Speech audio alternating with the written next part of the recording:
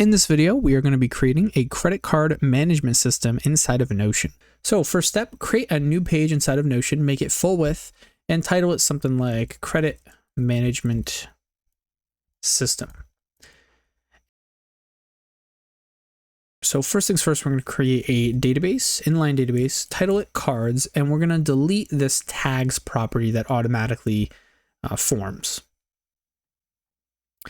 Now we're going to add some basic properties to start our database. So first thing we're going to add is a number property. And we're going to title this Hard Credit Limit. And we're going to give it the number format of US dollar. Then we're going to click out of that, leave that there for now, create another number. This time it's going to be target. And we're going to make this number format %. And then we're going to create a formula. And we're going to call this soft credit limit. And for now, we're not going to do anything with that formula. And what this is going to be is we are going to take our hard credit limit. So let's say, for an example, we have a credit card here. And our hard credit limit was $1,000, right? And we only want to ever spend 20% or be within 20% of our hard credit limit, right? Well, we want to see what our soft credit limit is. We want to see what is that 20%. What is 20% of our hard credit limit? So we're going to click into this formula. Don't be scared by it. Super easy. We're going to type in hard credit limit. We're going to wait until this selects automatically. We're just going to enter on our keyboard, hit the multiplication symbol, and then we're going to type in target. And we are going to click on a target here. Hit done. Click back into this property, edit property, and we're going to change the number format to US dollar. Now we have a very simple system here. We simply give Notion our hard credit limit, our target, and it automatically is going to calculate our soft credit limit. What is 20% of $1,000? So now we know if we go over $200, we are over 20% of our credit spent. Second most important thing is going to be your balance, right? You need to know your balance of your cards. So let's create another number property. That's going to be starting balance. Number format, again, US dollar. And we are going to create a formula, and we're going to call this current balance. Now, what we're going to do here is we're going to transition to our next block, which is going to be another database. The reason is going to become clear very soon, but it's because how are we going to get our current balance? We have no way of logging transactions yet. So we need to create that now. So we're going to click underneath our cards database and hit / on your keyboard and create an inline database and title it transactions. Again, get rid of this tags property, not needed. And we are going to create a whole bunch of properties here. So first thing I'm going to create is a date property. I'm going to change the date format to month, day, year. I'm going to shrink this as much as I can and move it to the left just to make things a little bit neater. I'm going to change the name property here to payee. I'm just going to make this a little bit bigger. I'm going to make some more properties. So I'm going to make a select property. We're going to add an option down below, inflow and outflow. Just going to color these so outflow is red and on the bottom and inflow is green and on top. And I am also going to rename this as type, and I'm going to make it as small as I can. I'm going to create a number property. I'm going to call this amount, and I am going to give it a number format of US dollar. Shrink that as well. Now the next step is really going to require us to add an example transaction. So what I'm going to do is just going to fill in this information just with some random information. So I'm just going to put, okay, let's say we had a transaction on the 4th of July. Let's say we went to a store and we spent, so it's going to be outflow, $20. You can already see how there's a bit of a problem here. Now, if we were to add up the amount that we spent here, we would get $20. But we wouldn't get -20. So that is a bit of an issue. We're going to need a formula which will say, okay, did we select the outflow type? And if we did, we're going to change the amount property, whatever we type in that field, to a negative number. Very simple, but we're going to have to create that formula now. So that's what we're going to do. So we're going to create a new formula and title it in lowercase letters, actual amount. So I'm going to edit that formula. Follow along. This is going to be super simple and easy. If the type property, double equal signs, in double quotes is equal to inflow, outside the double quotes, comma, if type is equal to inflow, what do we want to happen? Well, we just want to output the amount property. But in any other situation, for example, if the type is outflow, comma, we want to output negative what's in the amount property. And then we're going to close everything with a parentheses. Going through this one more time. Again, this is super easy, super simple formula here. If the type is inflow, so if we select inflow here, then what we're going to do is output whatever amount we have here.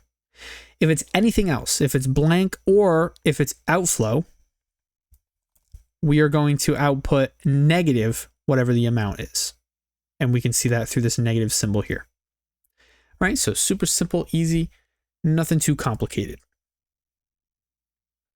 So next step is we are going to create a relation property to relate the information from our transactions database to our cards database. So as you can see, when you hit relation, it will populate with a whole bunch of recently used databases. We're going to select our cards database that's up here. And we are going to give it a limit so we can only relate one card at a time for each transaction. We are going to show on cards. This will allow us to actually access all the information we need to access later on. And then we're going to hit add relation. So what that did is it created a reciprocal relation, meaning that anything we relate to on the transactions database to the cards relation will show up here as well on the cards database. All right.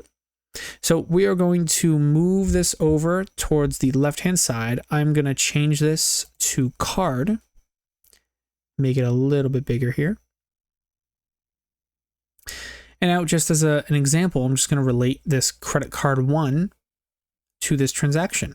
We're going to hide this actual amount property because we don't want to see that. Expand this a little bit. So you can see how this would play out. So you'd add a new transaction, you'd select the date, the card used, the payee information you'd write down there, and you select the type and the amount here. Alrighty, so the next step that we're going to do here is we are going to add a roll-up property to our cards database. So I'm going to hit the plus icon here, search roll-up, select it. And what this is going to allow us to do is access the relation we just created and get information from that database. So we can select the transactions relation and we can access specific properties from it. So we can access the actual amount formula we created and we can calculate on it as well. We can do a calculation. So we're actually going to add, we're going to go to more options and we're going to sum everything. So what that just did in a really easy and straightforward way is it's going to add up all of the transactions that are related to this specific credit card. So just as an example, I add another one. Let's say this past Sunday, we spent on credit card number 1. We went back to the store. And let's say that we spent an additional $50. Look at that. It added it up here in this roll up, and it was able to calculate that we have a new balance or activity, of negative 70. So we've spent an additional $70. Now, let's say that I also today went back to that same store and actually got a refund. So that would be an inflow. And we would type in, let's say it was $10. Look at that. It adds it up. So this is just our activity. So we can rename this as activity. And again, this will be per card. So for example, I can create another credit card here. I won't go through and add all the information yet. But if we were to simply create a new entry here from yesterday, and we selected credit card 2, And we went back to the store again. We just love this store, don't we? And we select outflow here because it was a purchase. And we spent $40. Notice how it's not including that in credit card one. It's per credit card because we are relating these transactions to a specific card. So it's only going to go per card here. It's not going to add up everything through this entire relation. Now that we have our activity property created, what we can do is we can go back into our current balance formula and create a new formula. We're going to do starting balance plus activity. And what this is going to do is create and calculate our current balance. We're going to click into this and we are going to select the number format as US dollar. Click out of it. And now we have our current balance. We can hide our activity and we can hide our transactions. Now there's one more formula that we do want to create. So that's going to be our available. So we're going to hit the plus icon, formula, available. And so what this formula is going to be is our soft credit limit plus our current balance. So what this is going to do is give us the amount of money that we have available to spend. So you can see that credit card number 2 is giving us a negative number because we haven't set this yet. So let's set this now, actually. So let's say our credit limit is $3,000 and we want to spend 30% of this, right? As a maximum. So our soft credit limit is $900. So we have $860 left that we can spend freely. With this one, we've spent 60 of 200. So we have 140 left that we can spend freely. And we're going to edit this property, number format, US dollar.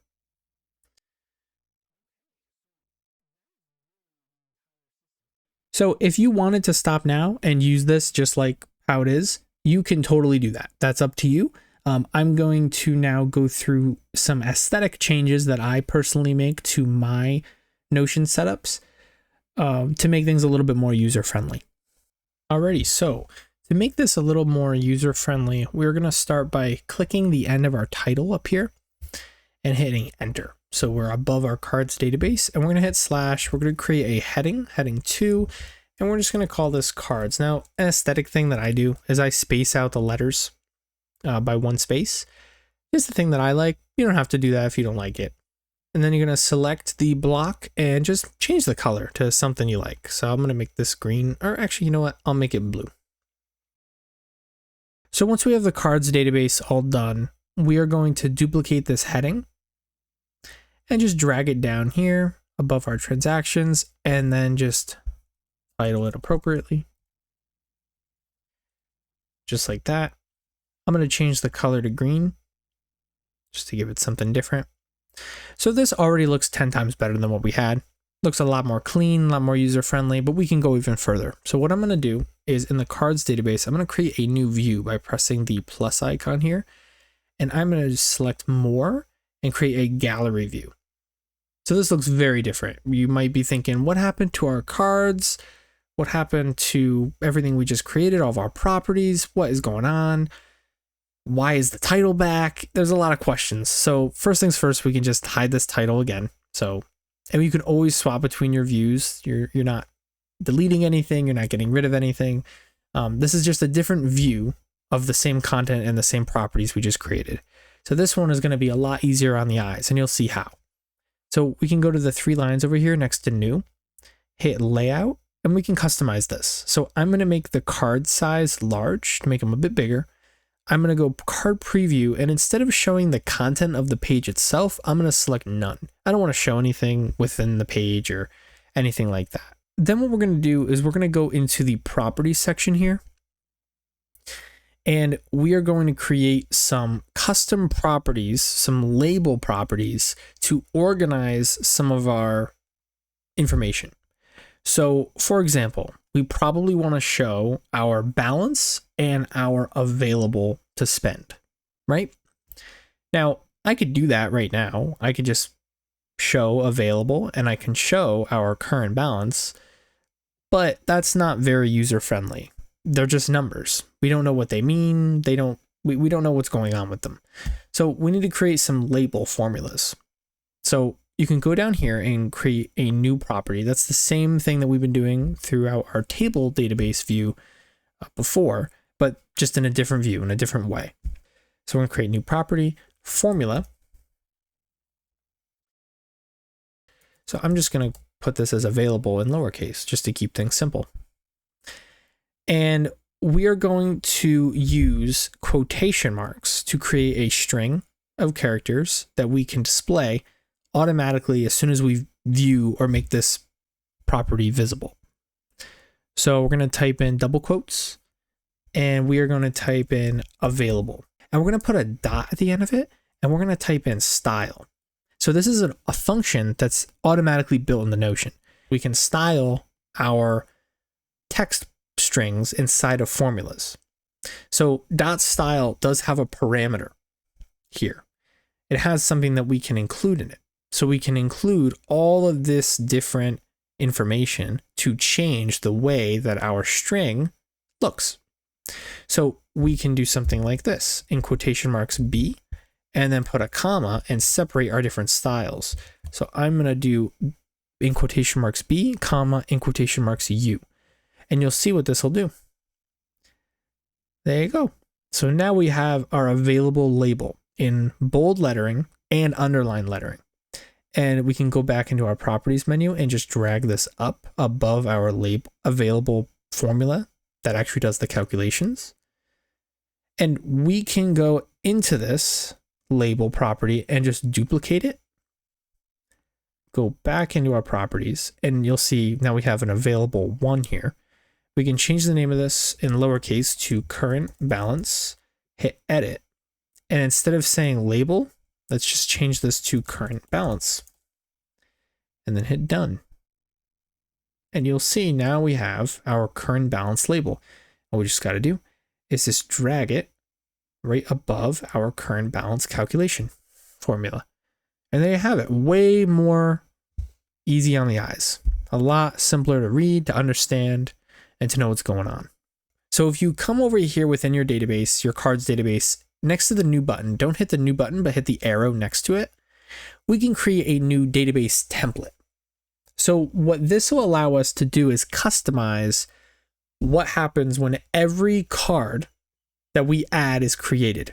We can set this template as a default so that every card that's created that's new will be a copy of this template. So you hit new template, you'll see exactly what I'm talking about. So we can title this template, and you know that you're inside of a template editor if it says up top that you're editing a template. So we can title this something like new card. We can give it an icon. So let's give it a quick icon here. And we can hide some of these properties just to make it a little bit easier on the eyes.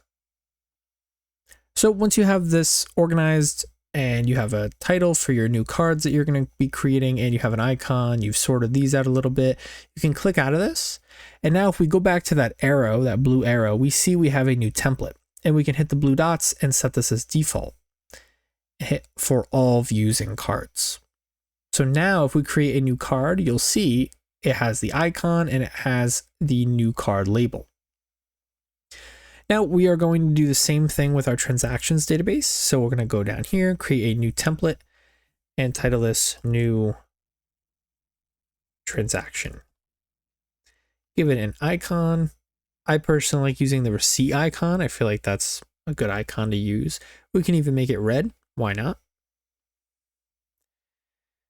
Here, you know what? Let's make it green. Match our heading. And we can select the date property and we can actually make it so that whenever we create this new entry, it'll duplicate it with today's date. So we can hit today. And we can hide the actual amount property. Again, that's not necessary. We don't need to see that. And we can just organize this a little bit. So now we have our date, the card, the type, and then the amount. That's great. Click out of it.